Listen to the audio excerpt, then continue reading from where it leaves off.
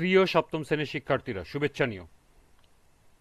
আজকে আমি তোমাদের জীবন ও জীবিকা বিষয়ে এনসিটিবি কর্তৃক প্রণীত বার্ষিক পরীক্ষার নমুনা প্রশ্ন নিয়ে আলোচনা করব। প্রথমে তোমাদের বলবো, যারা আমার চ্যানেলটি সাবস্ক্রাইব করো না তারা আমার চ্যানেলটি সাবস্ক্রাইব করবে এবং আমার সাথে থাকবে। তাহলে চলো আমরা ক্লাস শুরু করি।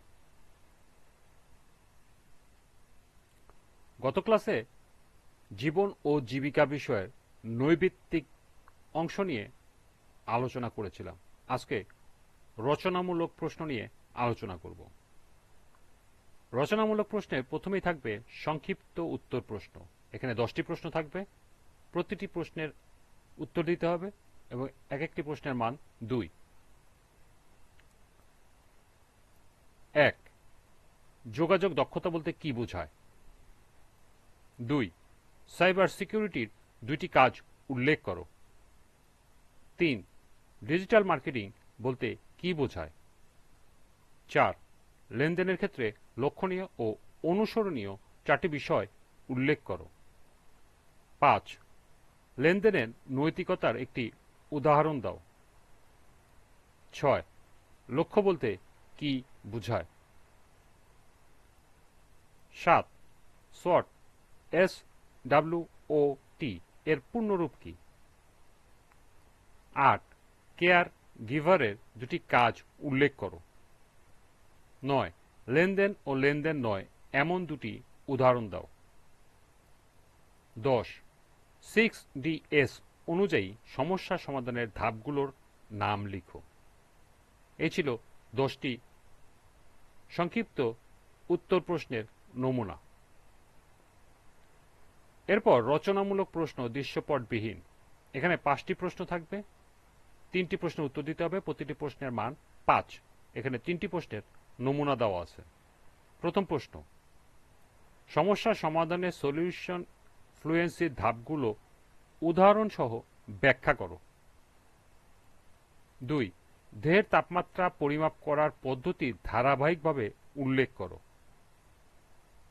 3.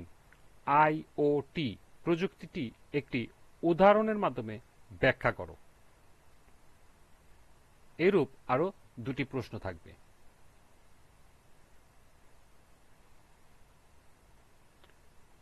এরপর রচনামূলক প্রশ্ন দৃশ্যপট নির্ভর। দৃশ্যপটের আলোকে সন্নিবেশিত প্রশ্নগুলোর যে কোনো 5টির উত্তর দাও। প্রতিটি প্রশ্নে 2টি করে অংশ রয়েছে, প্রতিটি প্রশ্নের মান 4 + 4 = 8। অর্থাৎ এখানে তোমাদের 7টি প্রশ্ন থাকবে, 5টি প্রশ্নের উত্তর দিতে হবে। প্রথম প্রশ্ন, মনে করো তুমি ভবিষ্যতে একজন সামাজিক উদ্যোক্তা হতে চাও। প্রথমে তোমাকে লক্ষ্য নির্বাচন করতে হবে। তোমার এই লক্ষ্য বা স্বপ্নকে সফল করার জন্য একটি সুন্দর যৌক্তিক পরিকল্পনা গ্রহণ করা প্রয়োজন। প্রথম প্রশ্ন, তোমার লক্ষ্য নির্বাচনের ক্ষেত্রে SWOT অ্যানালাইসিস করো।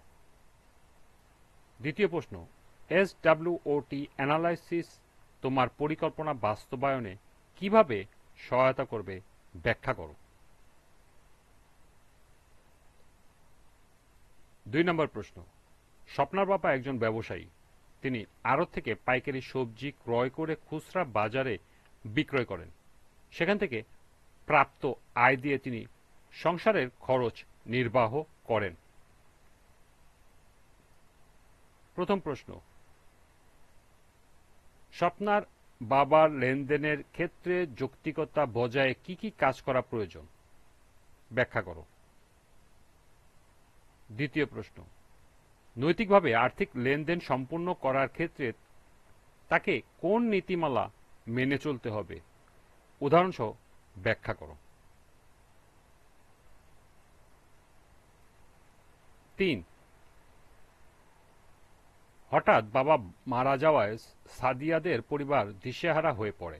একদিন তার মা তাদের 2 ভাই বোনকে পিঠা বানিয়ে খেতে দিলে তার মাথায় পিঠা বিক্রির একটি আইডিয়া চলে আসে। এখন সাদিয়া এবং তার মা পিঠা বানিয়ে দোকানে বিক্রি করে এবং অনলাইনে অর্ডার নিয়ে তা সরবরাহ করে বেশ আয় করছে। এর উপরে 2টি প্রশ্ন। প্রথমটি হলো, সাদিয়ার স্বপ্ন বাস্তবায়নে একটি দীর্ঘমেয়াদী পরিকল্পনা তৈরি করো। দ্বিতীয় অংশ, উল্লেখিত পরিকল্পনা বাস্তবায়নে সুযোগ ও চ্যালেঞ্জগুলো চিহ্নিত করো।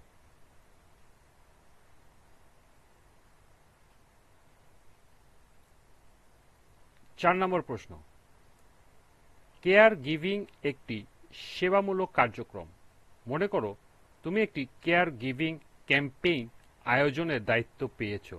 ক্যাম্পেইনটি সুষ্ঠুভাবে পরিচালনা করতে তোমাকে আগে থেকেই পরিকল্পনা গ্রহণ করতে হবে এবং সেই অনুযায়ী বিভিন্ন কার্যক্রম সম্পন্ন করতে হবে। এর উপরে দুটি প্রশ্ন আছে। প্রথম অংশ হলো, উল্লেখিত কেয়ার গিভিং ক্যাম্পেইন পরিচালনার জন্য কি কি বিষয় লক্ষ্য রাখতে হবে তার তালিকা তৈরি করো।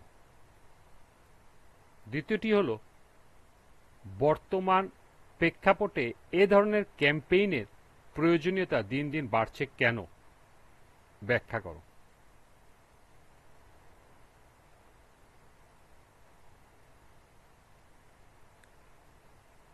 5 নম্বর প্রশ্ন, শীতের মৌসুমে তমাল তার বাবার সাথে তাদের গ্রামের বাজারে গিয়ে দেখতে পেল বাজারে বেশ কিছু অতিথি পাখি উঠেছে। তমালের বাবা সেই পাখি কিনতে চাইলে তমাল বাবাকে তা কিনতে মানা করে। তমালের কথা শুনে বাবা পাখি না কিনে ফিরে এলেন। এখানে দুটি অংশ আছে প্রশ্নের। প্রথম অংশ, তমাল কেন তার বাবাকে অতিথি পাখি কিনতে নিষেধ করলো, তার যৌক্তিকতা ব্যাখ্যা করো। দ্বিতীয় অংশ, অতিথি পাখি সংরক্ষণে তুমি তোমার এলাকায় কি কি পদক্ষেপ নিতে পারো, ব্যাখ্যা করো।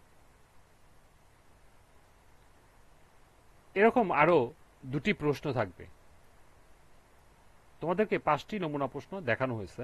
সর্বমোট 60টি নমুনা প্রশ্ন থাকবে। সেখান থেকে তোমাদেরকে 5টির উত্তর দিতে হবে। এই ছিল রচনামূলক অংশ 75-এর নমুনা প্রশ্ন। আজকের ক্লাসটি এ পর্যন্তই। সবাইকে আবারও বলছি, যারা আমার চ্যানেলটি সাবস্ক্রাইব করো নাই তারা আমার চ্যানেলটি সাবস্ক্রাইব করবে এবং আমার সাথে থাকবে। সবাইকে আবারও শুভেচ্ছা জানিয়ে আজকের মতো এখানেই বিদায় নিচ্ছি। আল্লাহ হাফেজ।